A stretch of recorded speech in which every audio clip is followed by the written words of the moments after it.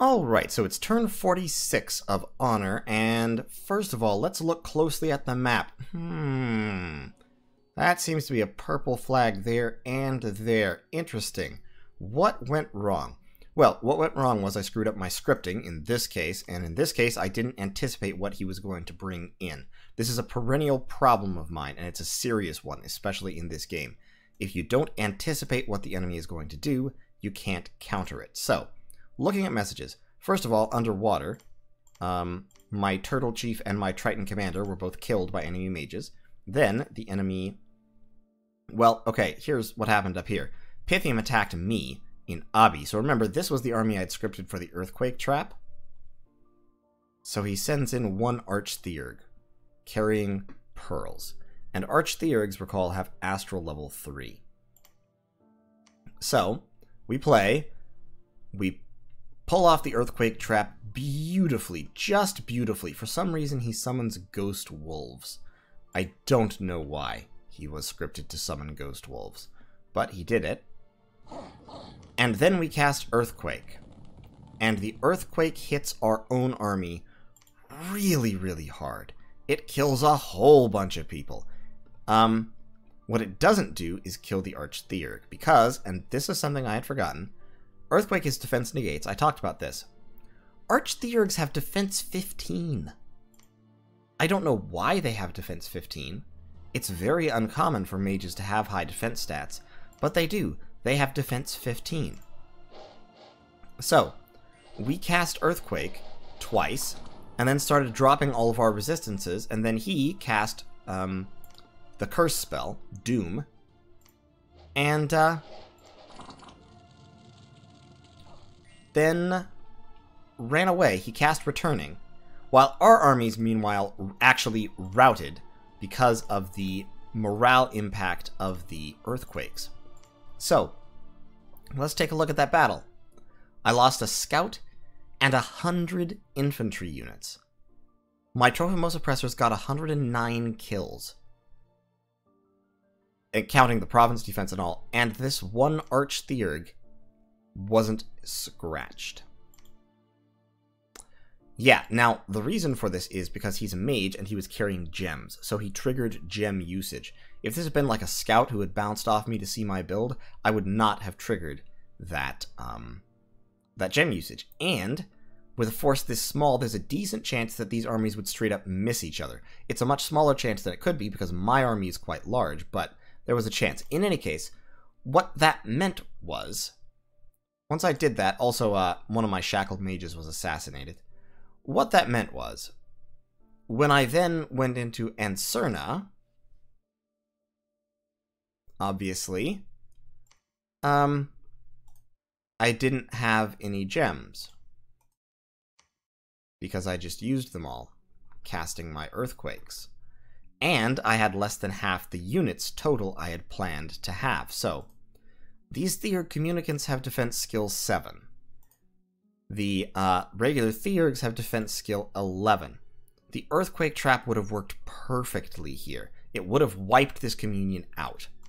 But, of course, I didn't have that set up. So, instead, what happened was, the communion went just fine, and they did exactly what they were supposed to do, and they made themselves mist-formed, and then they started casting Living Clouds.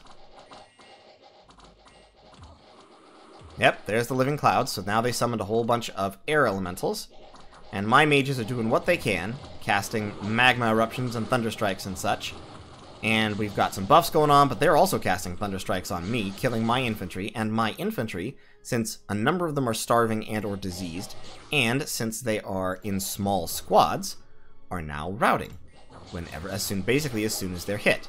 So, the air elementals just sort of finish off what was already a rout.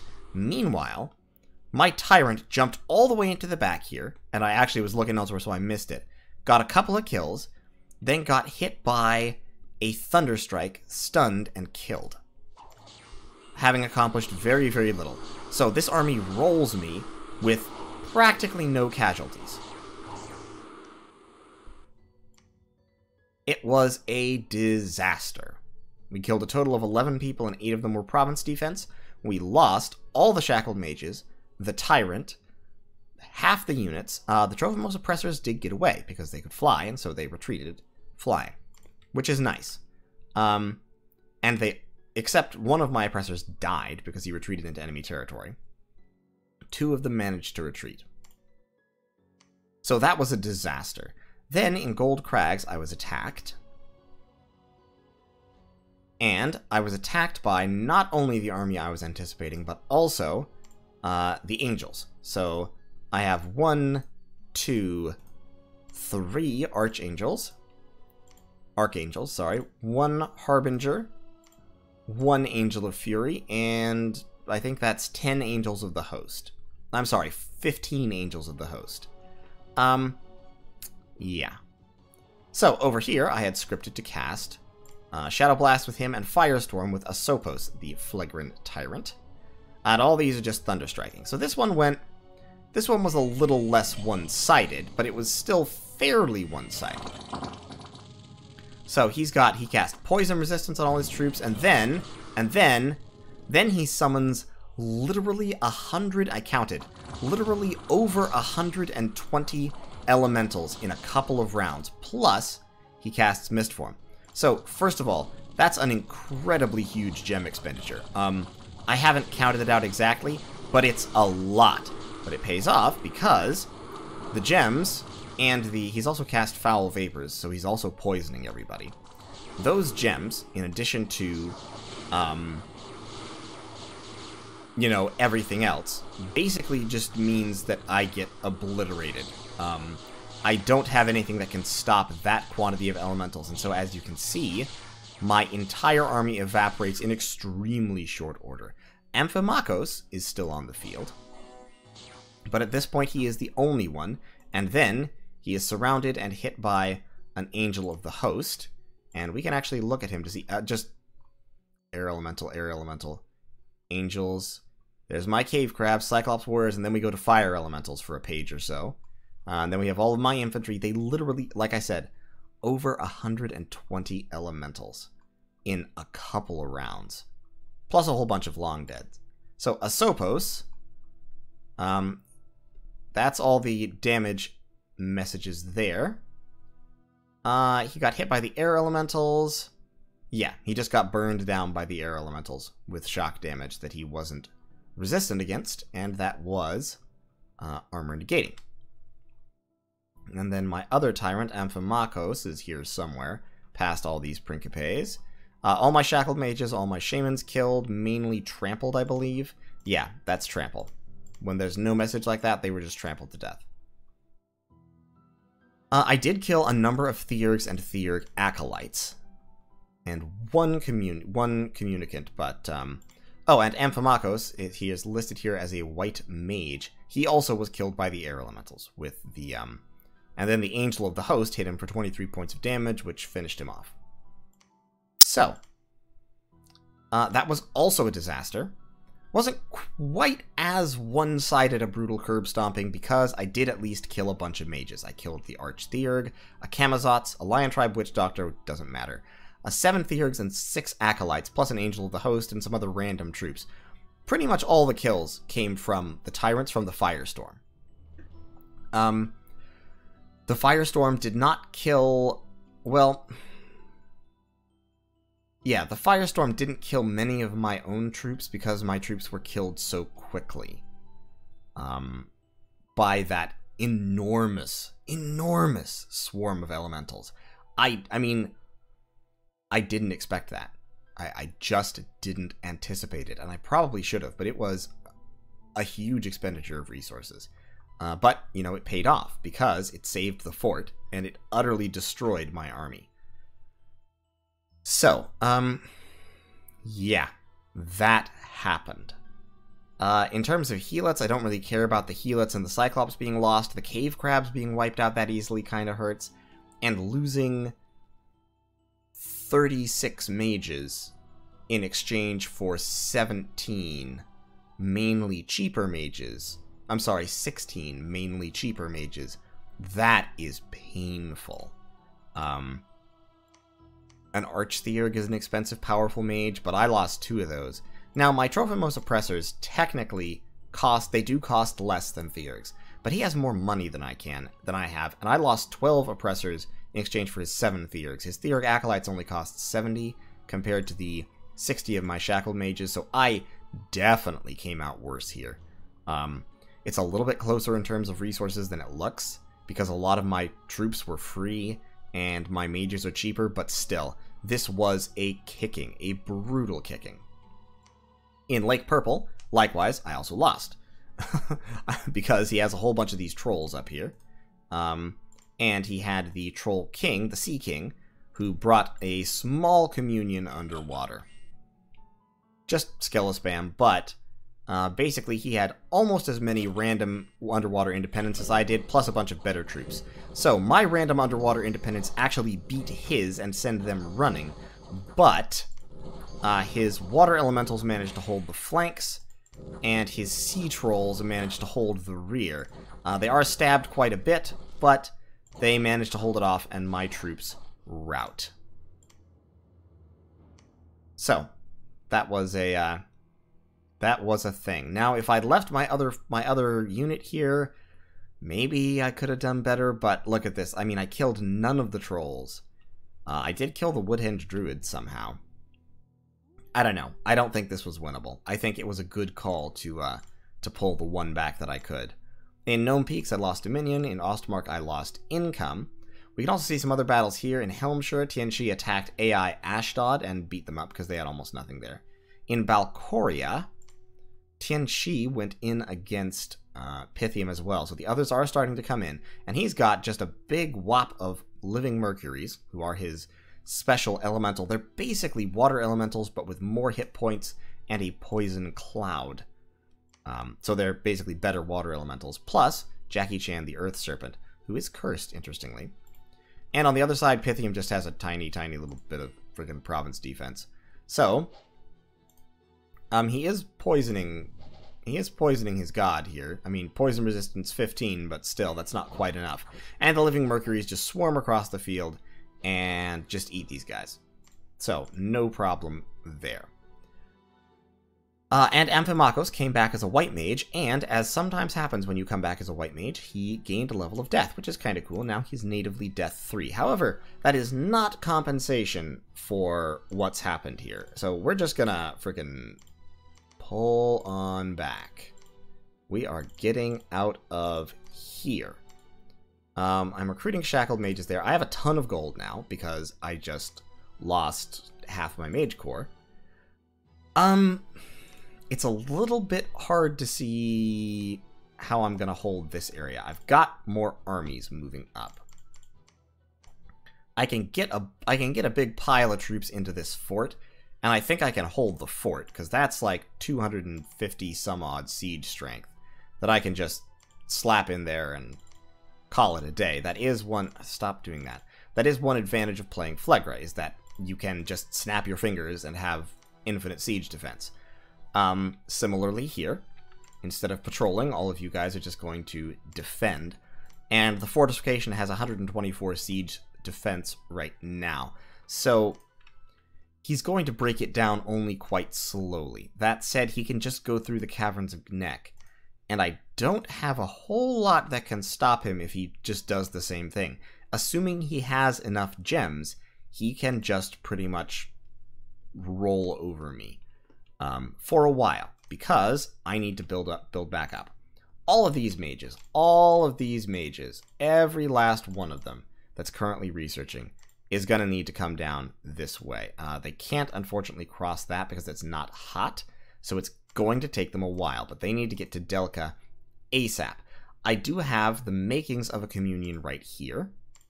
I need to start recruiting Trophimos Oppressors, and I also need to start recruiting Helat Archers. Now, when I fight Pythium next, the question is going to be not how many gems do I want to spend, but how many gems do I have to spend? Because it's going to be spending all of them, basically. I'm still recruiting Knights, Heavy Cavalry, and Cataphracts. Down here, yep, we need to recruit Cataphracts. And then we also need to recruit Helats. Over here, we're recruiting knights, and we need to recruit helots. Over here, we're recruiting heavy cavalry, and we need to recruit... yeah, you guessed it, I would like to recruit helots, but we're going to stick with recruiting heavy cavalry. We're also getting Trophimos Oppressors, 2 of them, because I also have the makings of a communion down there. Now, moving all these guys out is definitely hurting my research. My research is still 1,000 per month, which isn't terrible, but it means it's going to take 2 turns to get to alteration level 7. My goal is to hit alteration level 7, which will give me fog warriors. I would also... I want to hit enchantment level 7 as quickly as I can to get mass flight. Fog warriors and weapons of sharpness will make my troops quite a bit more effective. I can still... Basically, here's the thing. Both of these were my fault. As soon as I besieged this fort and he baited out my gems, I got baited twice. I got baited here and used up my gems, and then tried to basically fight a non-gem use battle against a gem-using army, and lost because using gems is better. It's a lot more powerful to use gems in your battle magic than it is to not do that. And this is an excellent example of what that means. If you're spending gems on battle magic, you win over somebody who's not spending gems on battle magic like I wasn't. Here, the cornerstone of my strategy was destroyed by me being baited out. Here, the cornerstone of my strategy was destroyed last turn, and I didn't react in the appropriate way.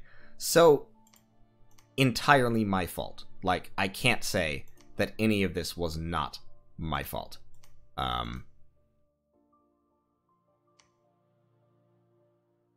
Yeah, I mean, that's all it is.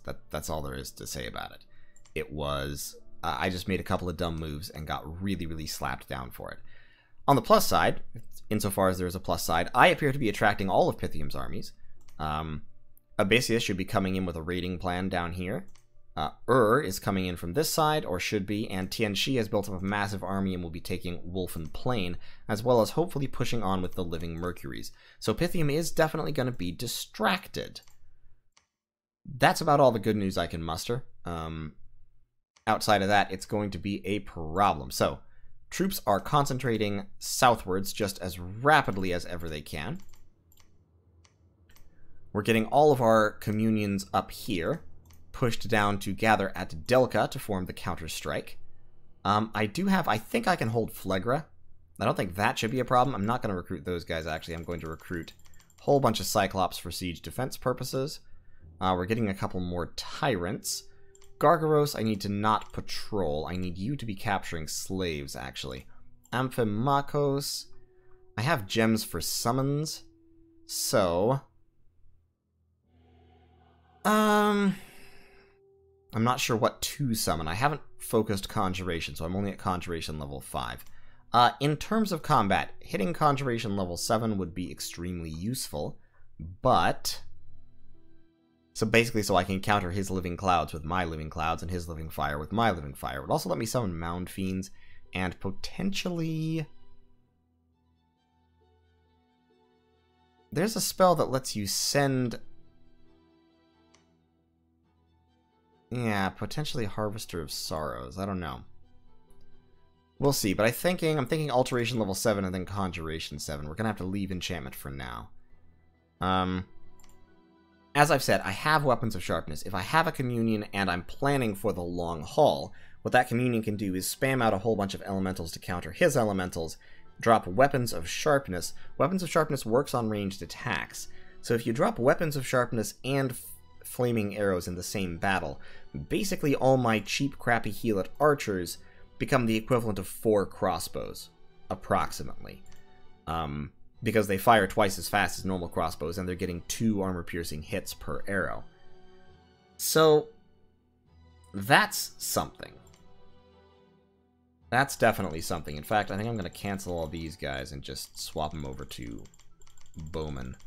Partially because I can have more of them. That said, I'm really just kind of suffering here, to be honest. I definitely think I need some summons, some tougher summons. And I'm not sure what they should be. Mechanical men are a pretty good idea. So I'm thinking, let's put some earth boots on you, Asteris, and have you start summoning some mechanical men. It'll be burning up earth gems, but earth gems aren't nearly so useful in combat. You're capturing slaves to get some infantry. Percy's... where's my hammers? Where are my hammers at? I am still forging lightless lanterns for research purposes, so my research is still okay for that reason, basically. This assassin needs to get over here. I will forge him some stuff, and we will try to go in on something for him. A bottle of living water wouldn't be a terrible idea. Neither actually would a Sea King's goblet. That would let me take some troops underwater. I'm contacting some sea trolls, which will give me a little bit of fight back against these guys. I have one ring of water breathing. I would like another, actually. So why don't you forge a ring of water breathing? And then I'll be able to fight underwater just as effectively as he can, because the main thing he's got here going for him is sea trolls. His communion wasn't really doing much, and his Sea King wasn't really doing much besides bringing the sea trolls and the communion. So if I get a couple rings of water breathing, I send a couple of water 3 mages down there, I can fight him pretty effectively underwater. We're going to fall back from Boat Eater into the Holy See, I think, because I don't know that this army can hold. Well, maybe it can, actually. He's a lot smaller. I can kick the province defense here up to like 26. They'll at least be able to inflict casualties. I think probably what he's going to do is pull this army up for a turn. Then I might have to fall back. We'll see if I can get a Gartha in on this. I've been trying, but... Anyway, that's basically going to be the turn. This is pretty much just a turn of regrouping. I need to get... I only have 38 gold. I need to get some more commanders. I'm recruiting commanders there. But it's a minus 17 resources, because this province also has 0 resources. I'm thinking, instead of a sage here, we get 2 commanders. And one of them will jump back here to pick up all this heavy cav. Yeah, it's... Boy, this is a mess. This fort, siege defense 124, 500 wall integrity. If this army rolls in... this has a current siege defense of 31. This will all add... You give a half. This will add about another 100 or so. Yeah. Kind of have to see how things go. If this army moves after one fort, I'm gonna lose that fort, probably. So I'd like to move Cadmos out. Just to save him if necessary. Also, that's a Wraith Lord. So he's definitely summoning Wraith Lords. Basically, at this point, my hope is to play a defensive game and recover a little bit, while, hopefully, my allies over here move in and force Pythium to divide his attention. If all I have to deal with is this one army, I can do it. If these forces start moving away, I think I can manage this. It'll be bloody. I won't gain a whole lot from it, but I can do it. If my allies don't come in, like if this army, which should be fighting Pythium, doesn't do that, then it'll be an interesting little situation. But we will do what we can. This army is going to be fighting Pythium, so that's nice. In any case, I'll see you in turn 47, where we'll see if any of my flailing here accomplished anything. At this point, it's a matter of sacrificing bodies and land for time.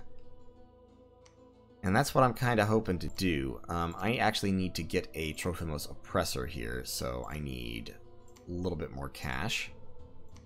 If I have one Trophimos Oppressor plus 1, 2, 3, 4, 5, 6 slaves, that'll kick him up by 2 levels. That'll make him 3. I can at least cast flaming arrows and stuff like that. So I'll be able to inflict a little bit of damage in exchange for losing Nom. Plus, so long as I can hold those forts for a couple of turns, I can reinforce them from Phlegra, and Phlegra will grow in army size very, very rapidly. I mean, it already has quite a lot of troops, and it will get a lot more troops in a big, big hurry. So we're going to hit Alteration level 7 in 2 turns. After that, Conjuration level 6 in 1 turn. And we'll move on from there. Yeah, but boy, this is rough. This is a bad scene. I have 27 death gems. Can you cast... Most of the death summons are in enchantment, unfortunately. Which is the school I have neglected. Yeah, I need enchantment level 5 for Pale Riders. And no matter what I do, I have to account for the fact that his armies are going to have Mistform and such.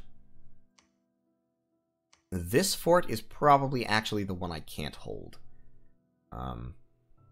This fort, I have enough mages left, I might be able to do something there. Also, I want to take back Bright Woods. I need to be aggressively counter-raiding. So let's move those 24 guys. Let's go take back Bright Woods. Yep, just fire at the closest enemy. That'll be fine. That won't lower the siege defense much, like by 12 points. And we will see where we can go from there. It's possible that I'll be pulling off some raids with Tyrants and Amphimachos. I do have the Shademail Halbergen, so I can sneak somebody behind enemy lines. I don't want to move Gargaros because he's capturing slaves right now, but we'll just see what develops. In any case, turn 47. Take care, everybody. Alright, ladies and gentlemen, it is on turn 47. I'm going to have to be a little bit brief because so much is now happening. Basically, Pythium is now under assault from all sides. Abyssia launched an assault of horrors, and so several of these provinces are now owned by special monsters. I saw a few of those battles. In Talito, Brass Claw Horrors attacked, they killed some Theurg communicants, but were defeated by province defense. Brass Claw Horrors have a lot of attacks, but otherwise are not terribly dangerous. In the Earthshell Mountains, a single lesser horror, however, wiped out much lesser province defense and took the province. In Copper Woods, some Brass Claw horrors ran into a stack and were annihilated, although they did kill some Principes. But basically, Pythium lost, I believe, 5 or 6 provinces last turn. Excuse me, that's my phone going off, ignore that. Just to Abyssia spamming Send Lesser Horror, which is great. Down here, has assembled a mighty stack to fight a Pythium stack. Tianxi is also moving in with their stacks and taking provinces. So Pythium is in a bit of trouble on those fronts. Over here, less so. Shepherd's Haven can hold out for at least one more turn, but after that it's going to start getting dicey. I am probably going to... I mean, there's barely any point summoning ogres here.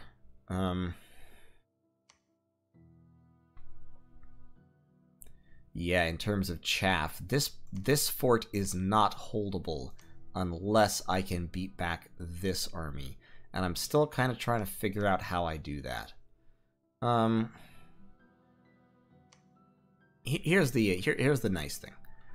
These two armies can't have reloaded gems, so they don't have any gems with them. I do have a great big freaking line of heavy cavalry, so if necessary I can try to bust out. This army is just a huge army. I mean, it's just big. That's basically its only feature, is largeness. It doesn't have hardly any magic, because I don't have any magic available because all my mages are dead. Which is an issue. I'm not going to sugarcoat it. That's a problem. Like, I would categorize it as a very serious problem. But this does remain a very large army. I could hurl it into the fray to cause some damage. This army might have reloaded on gems, because there was a lab in the Caverns of Gnek, of course.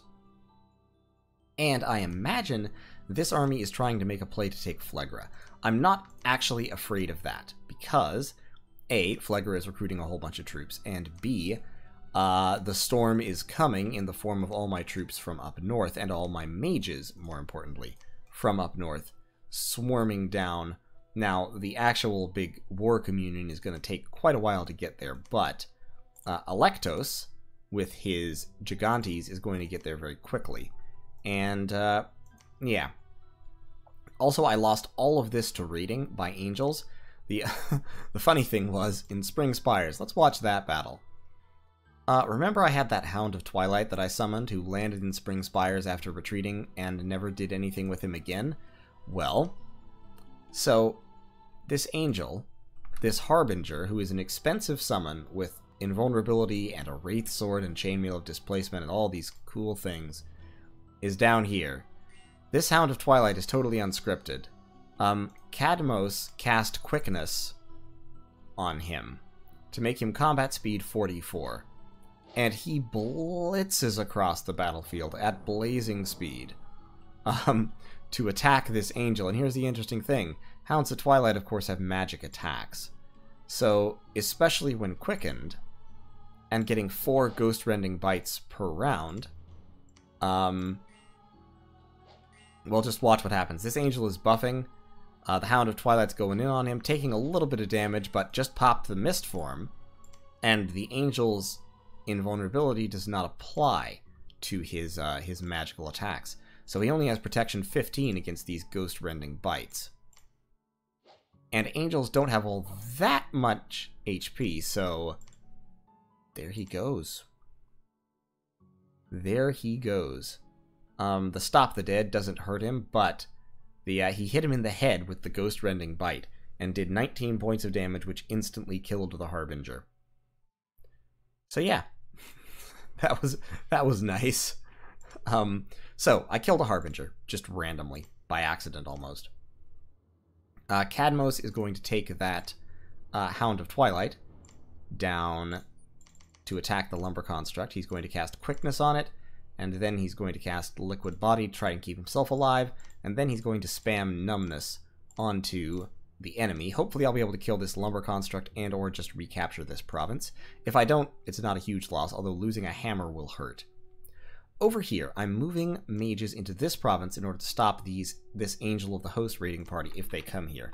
Specifically, I'm moving my Adepts of the Iron Order of which I have 3. I've also got 1. No, Plakos, do not do that. I forgot I changed you. You just research for now. I'm almost out of air gems. And then I've got this 1 Water Mage who will be standing in the middle. He's going to Liquid Body himself and then cast Frozen Heart, which does direct damage. These 3 are all going to Iron Skin up for protective purposes, summon Earth Power, and then start spamming Gifts from Heaven, which is terribly, terribly inaccurate, but if it hits an angel, it will kill them outright. I've given them some bodyguards. This is a risky tactic, but given that these are recruitable mages and those are expensive summons, if I can manage to kill the Archangel, it'll be worth it. And 3 guys spamming Gifts from Heaven, I think, have a pretty decent shot. I've summoned some Sea Trolls. I'm going to move them down to the Holy See in order to prevent anything catastrophic from happening here. I think if I have 10 Sea Trolls to back up my independence, I'll have a much better shot, as well as, of course, I'll have 2 Water 3 mages who can take a couple of water gems. I may have to do a little bit of alchemy and go down there and spam water elementals, full-size ones, to counteract the water elementals that will be cast by this communion. So at that point, I'll have something of a shot. Over here, I'm sending over a trooper to pick up all this heavy cavalry to help me out.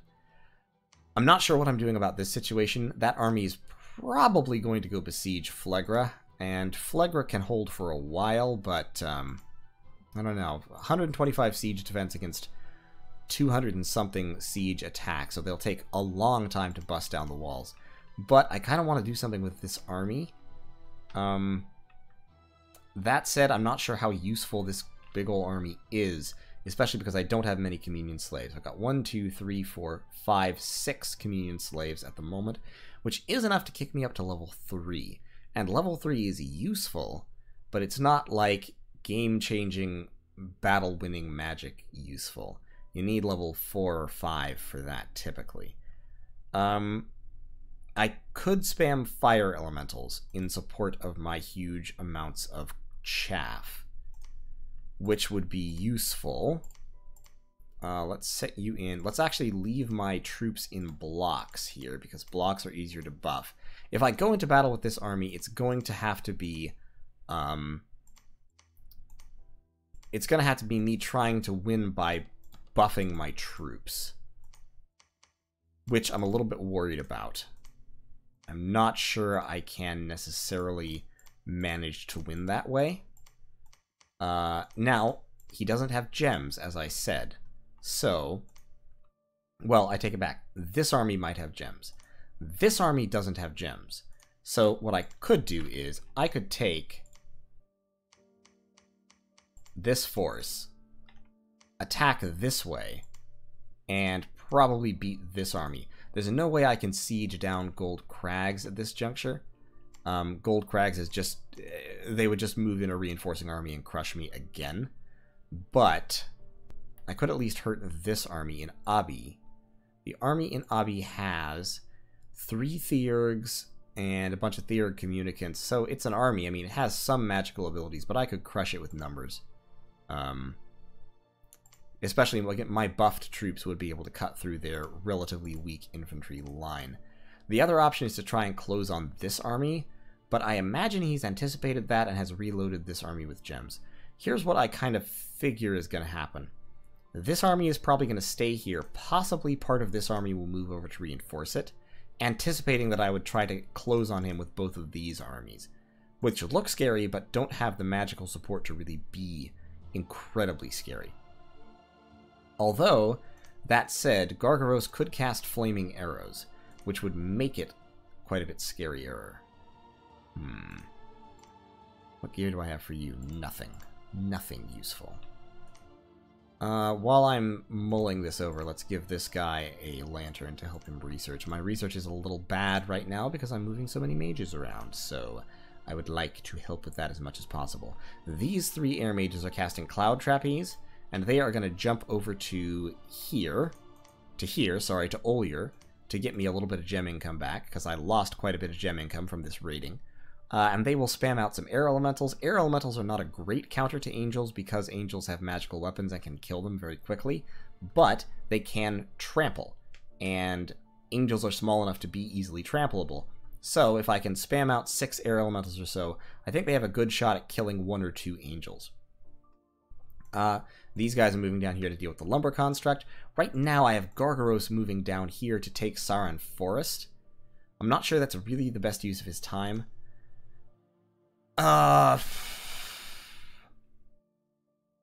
Here's my worry. My worry is if I go into battle with this army in the Caverns of Gnek, he's going to reenact what he did before, which was Fog Warriors and spam out a million air elementals with 5 Theurgs backed up by 13 Theurg communicants. That pushes him up to air 4. Well, he actually wouldn't be able to spam out all that many. He would still be able to spam out a lot of air elementals, but I might be able to do something about it. You know what? Let's try it. Let's go for the gusto. I can't get there because, of course, this is a frozen river, so yeah, go over there. To script this army, these guys are holding. All these guys need to hold and fire closest. You are holding and firing archers. You guys can just, like, go in, like, be a distraction. You guys need to hold and fire closest. You need to hold and fire closest. Hold and fire, guard, commander, hold and fire. Undisciplined, great, you guys go in too. Let's pull these infantry back a little bit. Pull the archers back a little bit. Mages. Mages up front, please. Because what we're going to need them to do is mainly just spam out some bufferonis. Unfortunately, there's nothing that gives your whole army magic weapons. I was wrong. I had thought that Weapons of Sharpness did that. It doesn't. It only gives you armor piercing. I double-checked. Very, very sad. So, I don't need... this script is pointless. What I need is... I need flaming arrows. Definitely. So, let's drop that round 1. I think you're going to need to Phoenix Power first. So, let's Phoenix Power, and then... Flaming arrows. You will need a fire gem for that. After that, not giving you protection is risky, but I think I'm going to risk it. After that, let's go with, well, I do need to protect the slaves, though. So your Phoenix Power Flaming Arrows. You do not Earthquake. You could Earthquake. But once again, it would wipe out all my troops. There's no point to it. In fact, you can give the Flying Shoes back. You should cast Temper Flesh. Where's Temper Flesh? Temper Flesh. And then probably I could start summon elementals, but I don't have many air gems. Magma Eruption is magic damage, so that will take the that will take Mist Form off if they're casting Mist Form, but I keep forgetting they don't have gems. So, Weapons of Sharpness is going to be too high level for me to be casting, because I'm only going to be...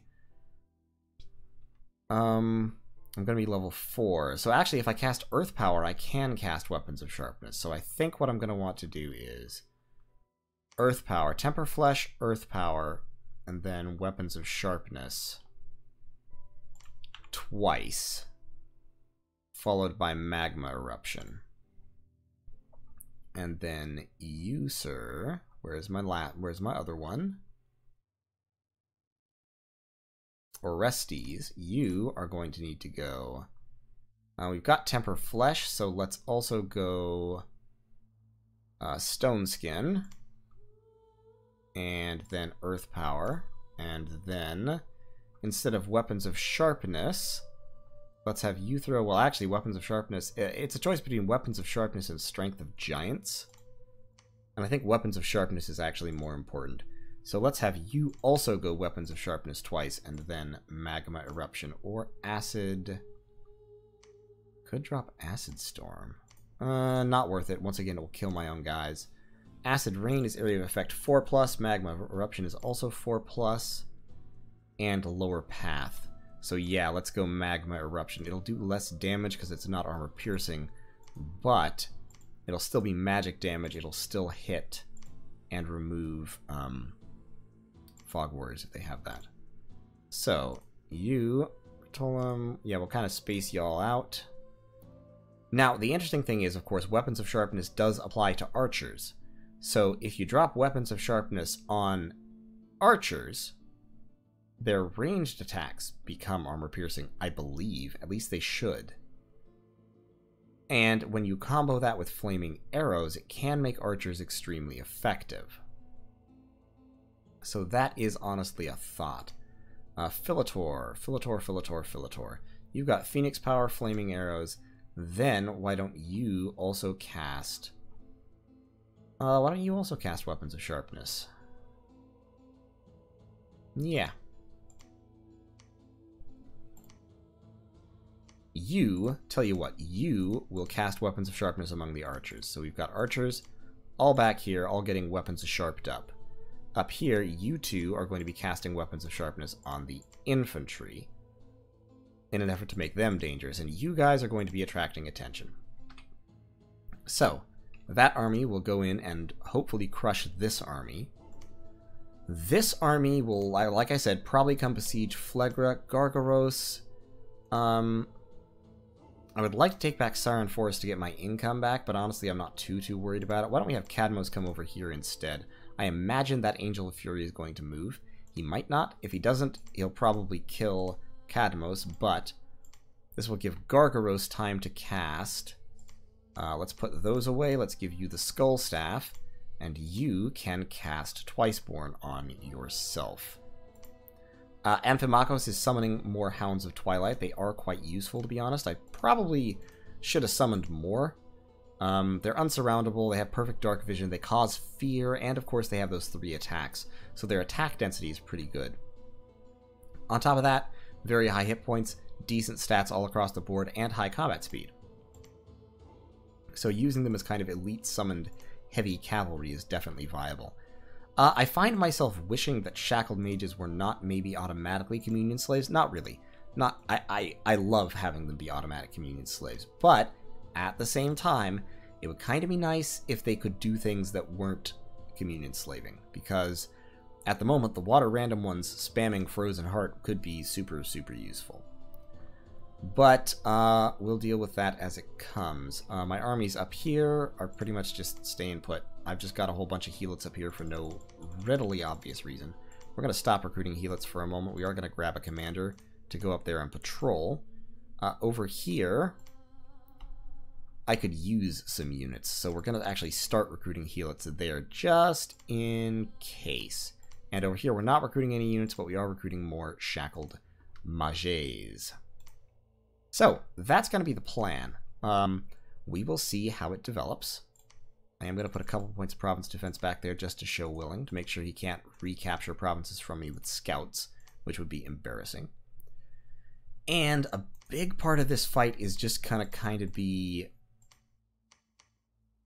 like, well, for one thing, is going to be trying to take these special monsters provinces just to be annoying. Because there's no units there. The horrors disappear after these provinces are taken.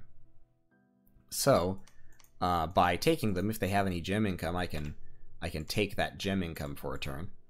And, yeah, it'll be a good time. Obviously, he's going to try to retake them as quickly as possible, but at the very least, I can be kind of a nuisance. And that'll be that. Now, I'm a little concerned about this, but he does seem to be going in on Pythium, so that's fine. Uruk is definitely going in on Pythium. He's going in on Pythium hard with that 420 unit stack there of Iron Warriors. That is a good sight. And I don't think I'm going to win this exactly. Basically, I fucked up so hard with that initial attack that I am definitely on the back foot. And it's going to take me a while to recover from that. And in that time, Pythium is going to make significant gains. But I can eventually push through this, especially if I take this army and get it into Pythium's territory. I think he's going to have to react to that. And what I'm going to do is next turn I'll give Avernus a bunch of gems and have him sneak along with the army to help refill when Pythium isn't expecting that. And we'll just see what we can do. I'm just going to sit tight in Shepherd's Haven for now. If necessary, I'll break out. Actually, I tell a lie. I'm not going to sit tight. I'm going to give this guy 2 flasks of holy water, a flask of holy water, a just man's cross, and let's say 3 gems. And I'm going to have him break the siege, just to make sure if there are any gems left. Because let's view this battle and see if there were any gems visible. I think at this point he's changed his scripting. He's just got 2 massive lines of infantry up front. I think he's not relying on gems at this point. I don't think he has gems left. This Theurg had some gems. So that Theurg had 3 air gems. That Theurg had none. Those Theurgs had none. Did that Theurg use his gems? That's the question. He's still scripted flight on his Communion Masters.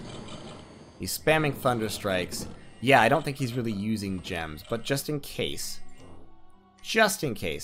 I'm gonna,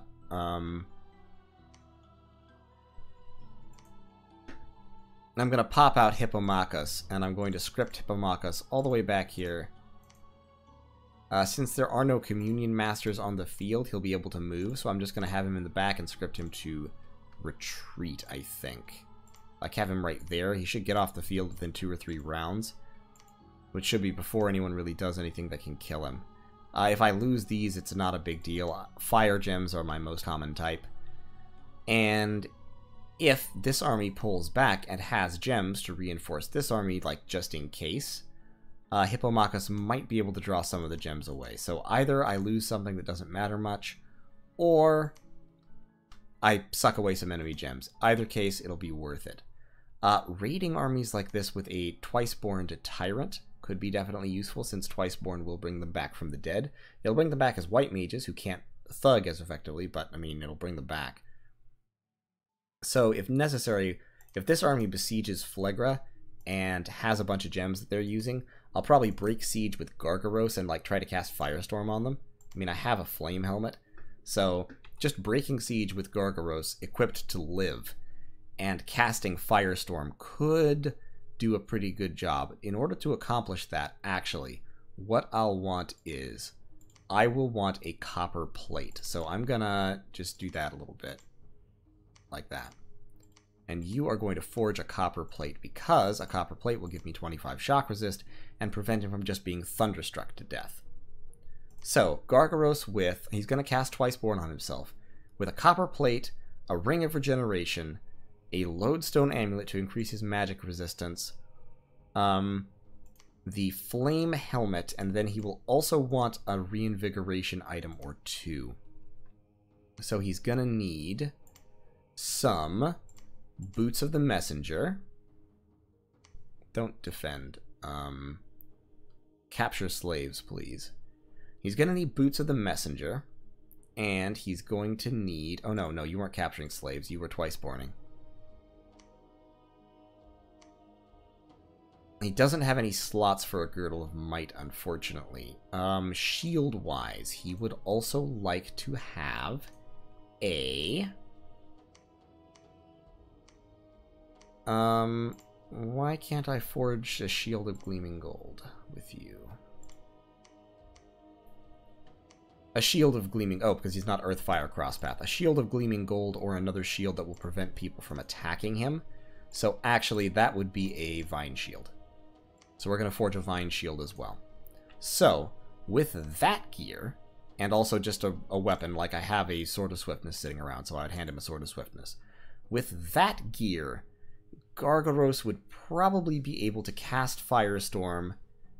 So without the Flame Helmet on, he would have to cast Phoenix Power, Firestorm, and then just sit there regenerating and trying not to die while the Firestorm rages around him.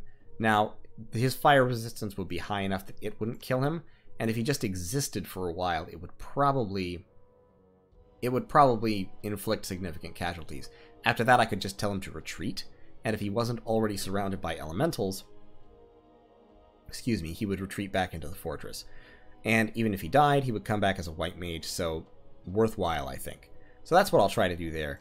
And we'll see how that works. So that's, I think, long enough for this. I'll see you in turn 48. Alright, folks, it is turn 48. I'm not even going to go over all the messages in detail because there are so many. Suffice it to say, there's been a lot of skirmishing back and forth. Pythium has effectively beaten back my attempts at counter-raiding, to be fully honest. I lost my Cloud Trapezing Sages to the Angels. I did kill a couple of Angels, but not the Commander. So my Sages were murdered. Underwater, this army continues to roll forward in Boat Eater. We'll just look at that battle. Actually, let's view the battle. It's interesting. So this is Pythium's little army. They do have quite a few trolls here. This is a full Sea King's Court, plus some infantry and their Theurgs and Communicants, of course. All of their Theurgs naturally are carrying water-breathing items, mainly the pills of water-breathing. And on my side, I just had, once again, just independence. My Indies charged forward, there was a collision, killed off some of their Indies, but the trolls and the water elementals got me. Now, he doesn't have much by way of gems left. His Sea King is out. His Theurgs have 2 air gems, 3 air gems, 3 air gems, and a water gem. So they will be able to do things like thunder striking. But I did rout off quite a few of his independent infantry, in fact all of them. So what he's got left is, he's got the trolls left, basically. And he's got his communion. Now, that may well be enough. I mean, 15 sea trolls, 5 troll guards, a couple of principes, and the Theurgs and the Theurg communicants, especially because the Theurgs are spamming Frozen Heart at the moment. So, a little dangerous. I have 2 Water 3 mages here and 10 sea trolls. I've kind of been looking into different scripts trying to figure out if there's any script more efficient than just casting water elementals of my own. I'm going to move Agathocles down here, give him a water bracelet as well. I will also need another ring of water breathing. It's awkward. Awkward indeed. Where have my hammers gone? I need hammers. I lost a hammer because a sage carrying a hammer was killed. That was honestly a serious blow. Also up here, somehow, I didn't realize this was possible. Pythium summoned these hawks, and they landed on top of a small army of mainly mages that was moving to reinforce. And, wow. I mean, they managed to kill 5 mages. That was a huge coup by the Black Hawks here, which are just absolute garbage units. But, hey, it worked. Not to knock the man. I didn't even think about doing that kind of thing. So, he got me. He got me, but good. A few of the mages made it down to Delca. I'm gathering forces in Phlegra. Over here, this army might have gems again because there was a lab here. So what I'm doing is I'm moving Karopos with some thugging gear. He's fire 6 because he randomed fire 5, which was really impressive. So I'm just moving him in, and he is going to cast Firestorm. Which he has right here. It requires 5 fire gems. He's going to cast Phoenix Power, Firestorm. He has 2 guys on guard commander and 1 guy forward set to attack and distract attention away from him. And then he will retreat. Actually, I'm going to put those on guard commander entirely. And then I'm going to give him, like... Those are all archers, aren't they? How many warriors do I have? 34? Let's give him 10 Heal-It warriors up front. And they will hold and fire at the closest. And they will, of course, be wiped out by the Firestorm, but all they have to do is draw attention away from Karopos long enough for him to get the Firestorm off, and then reinvigorate, hopefully, and get off the field. He'll be fire 7 when he casts Firestorm. So, fatigue-wise, he should take 1/3 of the normal fatigue, which will be 100... Oh, it'll be under 200. It'll be about 150, 160. And he, of course, will be entirely immune. He has 16 fire resistance immediately, and then when he casts Phoenix Pyre, he'll get even more. He also has shock resistance 25, because he's wearing copper plate, which will help him not be killed by lightning. If he's hit directly by a Thunderstrike, he will still take damage, significant damage, but it won't kill him or come close to killing him, and his regeneration might be able to see him through. He has the Vine Shield in case he's hit by flyers. The vines will entangle them, and then he should be able to stab them to death. I was thinking of giving him a weapon, but I decided against it because he may well still die, and I don't want him to regret it. Okay, he's forging a water bracelet. You are going to forge another ring of water breathing, because water bracelets do not actually let you breathe underwater. So, with those, next turn I'll be able to alchemize up a couple more water gems, and send my 3 water 3 mages down here to summon water elementals of their own, and I think those 3 can probably, with the sea trolls that I have, can probably take on this army, I want to say. I don't know, to be honest. They'll still be outmaged, and it will just depend on who has the better resources. Like I said, he's pretty much out of water gems, so I think I have a shot if I give them gems to go down there and summon elementals and stuff. Over here, moving troops and mages towards the front. Over here, these guys are all just researching. My research is pretty garbage at the moment because I'm moving so many mages around and because I've lost so many mages. Gargaros has very, very basic thug gear, and he is going to try and kill Asmodel, the Angel of Fury. He is Twiceborn, so even if he dies, he will come back. He's got winged shoes, a shield of valor, and a sword of swiftness, and his scripting plan is temper flesh, summon earth power, and attack flyers. So, he has his 3 bodyguards. He's going to halve the damage that he takes. He's going to summon earth power to reinvigorate a little bit, and that will also, it won't give him extra protection, but it'll reinvigorate him. And then he's going to zip on over and try to kill Asmodel in manly hand-to-hand combat, using his double attacks from the Sword of Swiftness. He might still lose, but he does have high defense skill until he gets hit and goes crazy for the first time.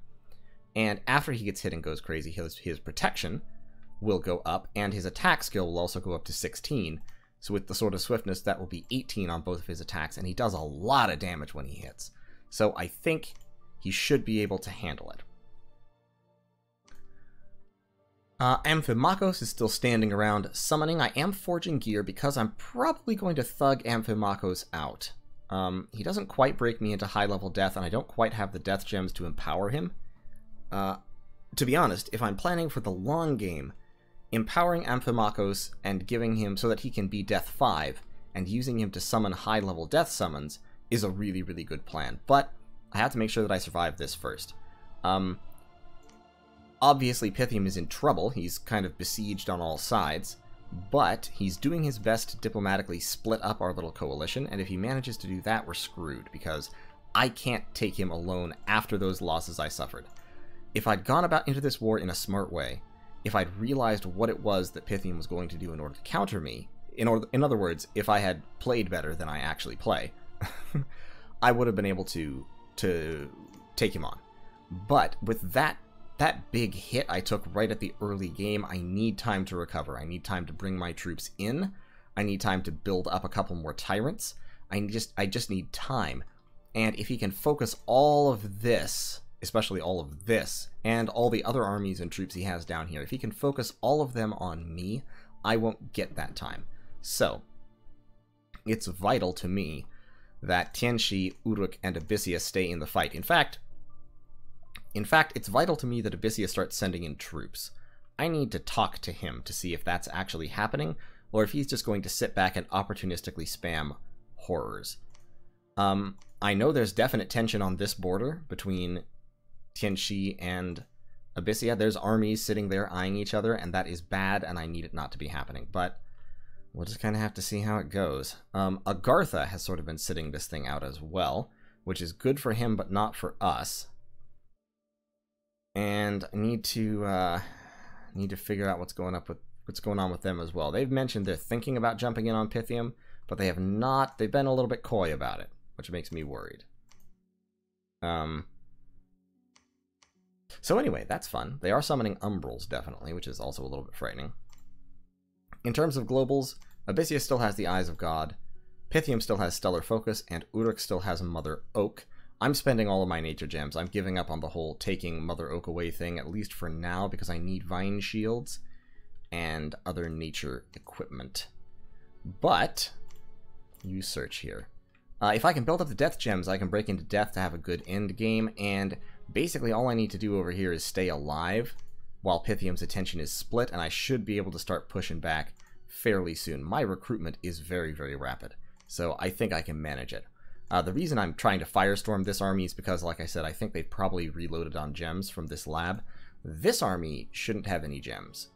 So I'm breaking the siege here with my troops. You can just research. I have actually a very powerful assortment of troops in here, led by 50 heavy cavalry.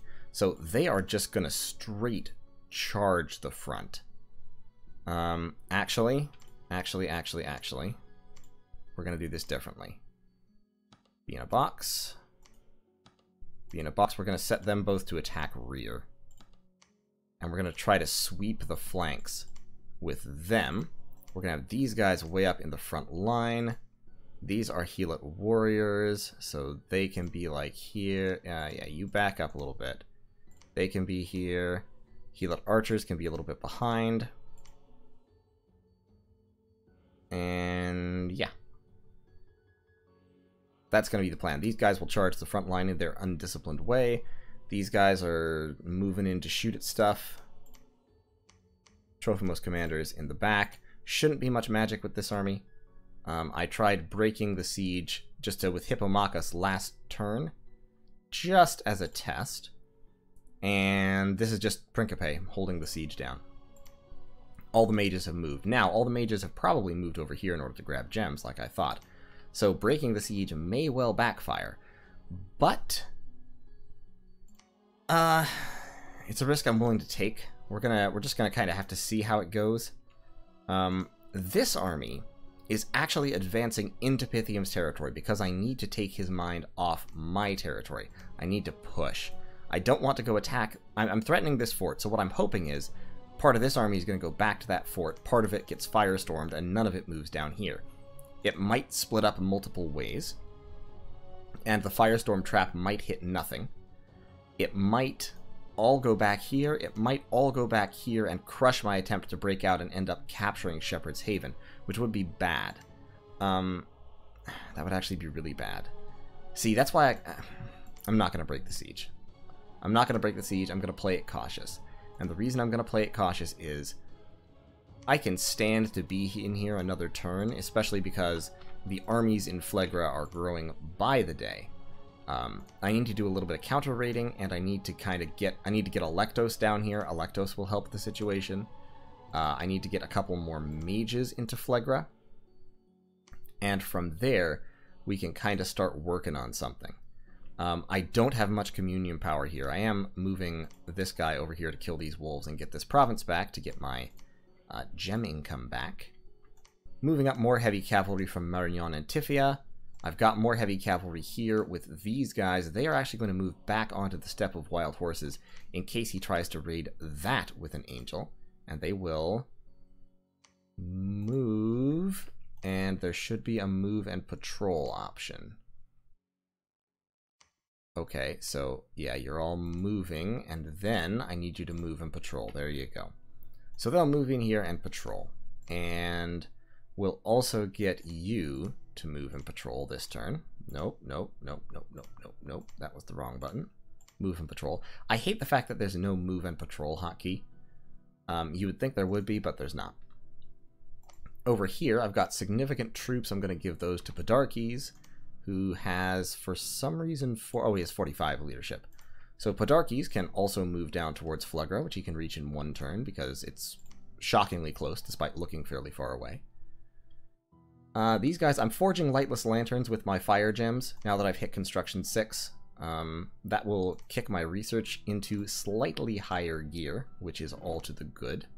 Hulk Smash is moving back to Lapintha, where he can potentially site search for Earth sites, and he can also potentially cast spells and or forge things, which will be useful. And overall, things aren't going terribly, but aren't going great. To be fully honest, as you might be able to see, Pythium has hit me pretty hard. I mean, they've taken all this territory has been taken from me. 1, 2, 3, 4, 5, 6, 7, 8 provinces total. 9, 10 actually. I've lost 10 provinces so far, which is a big blow. But all I have to do is hang on, and Pythium is going to start really, really struggling with having to divide their focus multiple ways. I'm also going to contact Vanheim, see if he wants to come in on this, and in the ideal case, we'll get the whole world against Pythium, and I will be able to win back my territory. My goals for the war at this point are basically taking this. If I can take all this, I'll be in decent spot in my dreams. I dream of capturing Pythium itself and its delicious gem income, but I doubt that's going to happen, just given the quantities of angels he has. I didn't anticipate him having this many angels, to be fully honest, but he's got an Archangel over there, an Archangel here. He's got an Angel of Fury there. I killed one of his angels and one of his Harbingers. I killed a Harbinger and I killed 2 or 3 Angels of the Host. But even so, he's got a lot of those buggers flying around. And of course, he just has the massive armies he's been building up all game. So we're cutting those armies down to size a little bit. We'll see how well this works. But for right now, we're going to kind of see what we can do. Next turn, I'll be able to move a pretty substantial army out of Phlegra. I'll be a little bit gem deprived, but if I give them all my fire and earth gems, they'll be able to do something. Amphimachos with death gems could also do something, because since he's now natively death 3, when he holds a staff, he turns into a death 4, which means he can cast things like Skeletal Legion. He can't cast Bone Grinding. Unfortunately, he needs to be higher level to cast Bone Grinding. He can cast Cloud of Death. He can definitely cast Shadow Blast. I don't have high level enchantment, unfortunately, which is where a lot of the powerful death spells live. Like Rigor Mortis and Life After Death. Life After Death would also actually be pretty cool for me, since I have such huge hordes of troops. That would actually be a good one. I'm not bothered about Lichcraft, but Fields of the Dead would also be an interesting one. If I empower him once, he could cast Fields of the Dead, which just spawn. It's like Howl, but with Walking Dead, is what it is. Which is honestly pretty cool. But that requires enchantment level 9, which I'm nowhere near. I'm much more likely to get alteration level 9 first. That's probably going to be my first level 9. That will let me have the Army of Fu spells, and it will also let me have Ground Army and Conflagration and stuff like that. I already have Marble Warriors, so my Earth 3 mages can definitely spam that, which will increase the power of my Helix tremendously. And any Earth 2 can cast that when they summon Earth Power. Any Earth 3 can summon Earth Power wearing a pair of Earth Boots and then cast Weapons of Sharpness. So, with a big old pile of Helix like I have here, it's not honestly a huge pile of Helix, but it's a fairly substantial pile of Helix. And especially with archers, I can throw the Flaming Arrows Weapons of Sharpness combination on them to make them quite effective. The danger is, of course, still doesn't stop them from being murdered by air elementals if he summons massive, massive quantities of air elementals like he did last time. But we'll see what happens there. Hopefully the Firestorm will kill off some of his communicants, and we will hopefully be able to deal with a somewhat weakened army. Ideally, I'll also kill this Angel of Fury, though he may well move away and just kind of let Gargaros take the province. But we'll see. In any case, that's going to be turn 48. Lots of skirmishing here. This Archtheurg, he's pulling the same strategy he pulled on me, where he sends in one Archtheurg to trigger gem use and also curse everybody. He's doing that to everybody who's fighting him, which is clever. Like, I don't mind it at all. It is what it is. A random assassin tried to assassinate HULK Smash, and it didn't go well, as you might have expected. And finally, the AI god of Ashdod has been permanently vanquished. But that's turn 48. I'll see you in turn 49.